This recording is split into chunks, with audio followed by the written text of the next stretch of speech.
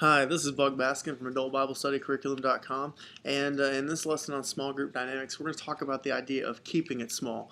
There are certain benefits to having a small group and the dynamics of a small group, and so honestly, this may seem a little backwards, but to an extent, we want to keep it small. It may seem like this wonderful dream and this wonderful vision to grow your group to over 100 people. Wow, that's a beautiful thing, and maybe I'm not going to stop you, and we'll talk about that later.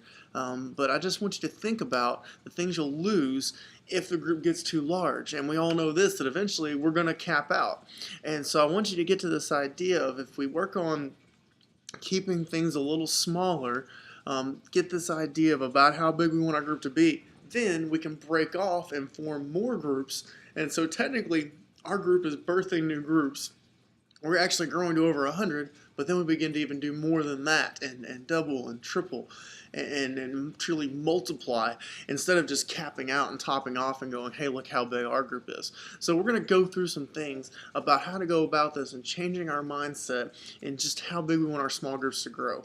There's really no formula for this. Each church is unique, each community is unique. It's hard to base it and go, hey, would you hit X number in X amount of time? This is what you need to do and the steps you need to take. So, because of that, we need to take a lot of time for prayer. You need to pray through what's God's vision for your group.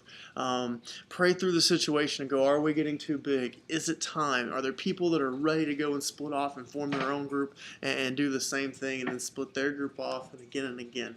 So this takes a lot of prayer and a lot of sensitivity and just a lot of really being in tune with what God's doing, what's going on in the lives of your group.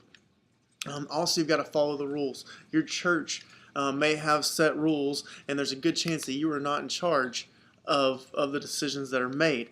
Now, if you are in charge of the small group ministry, you may not have rules for this. You may want to write some and just sort of begin to cast this vision for your small group leaders. Hey, this is what we want to do. This is how we want to grow our church. We want to truly multiply out. And so maybe set some guidelines and at least say, hey, be sensitive to this. Be thinking about this. And so that we can multiply your small group into more small groups.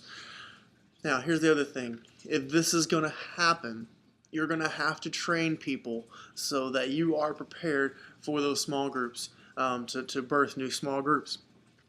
If you're a teacher, train another person to teach. If you're in charge of administrative tasks, train somebody else in what you do. Maybe preferably a couple learning all these jobs, so that when you split off the new small group, things are ready to go. People are in place. Things can happen.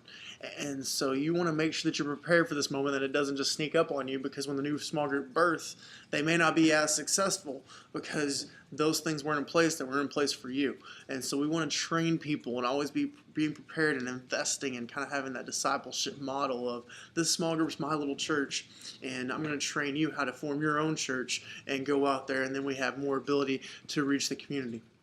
Now, I know you may be disappointed because I didn't really have, like I said, the formula and the real practical steps, but I think as long as you have a model, this is what our groups look like, and not a model as a concrete, this is what it has to be, but just a good general idea, firm kind of structure, then you can sort of mold and shape for the different needs of different people in different situations, and then think about the idea of taking that and being able to birth new groups, because that's how your church will multiply, and the impact you have on the community and the world will also multiply.